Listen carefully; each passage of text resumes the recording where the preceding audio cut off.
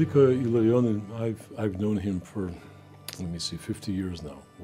We shared a room in our seminary together. He came from Canada. I came from Cleveland, Ohio, and both of us didn't speak very good Russian then. And I was always struck by his humility. And I often say that to people who doubt the veracity of monastic life,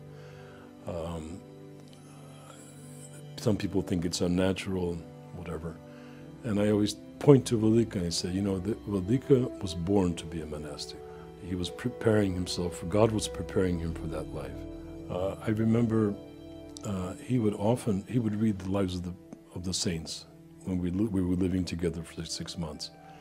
And he would often be so moved, particularly by the examples of the martyrs, the first martyrs who were martyred by the Romans.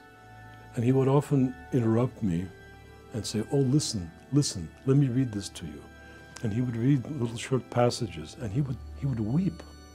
He would weep. And he was a young man. He was in his 20s, so he already felt to the marrow of his bones what it means to be a podvizhnik, to be a struggler, what martyrdom means.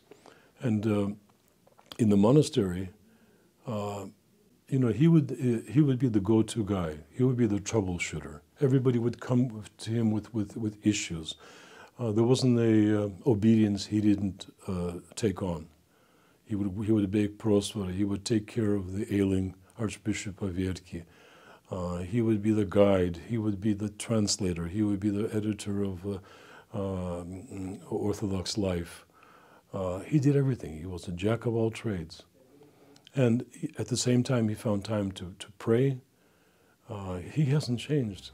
The honor of being a bishop and the responsibility hasn't changed him at all. He's still the same humble monk that I knew back when he was only Igor Kapral.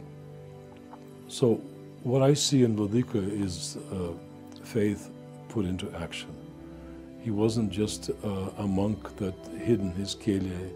He reached out, and people reached out back to him, and he loves people, and people feel that, and they give it back to him. So he's a great supporter of FFA. We need to support him, and this because Vladika, I think, embodies the spirit of ROCOR.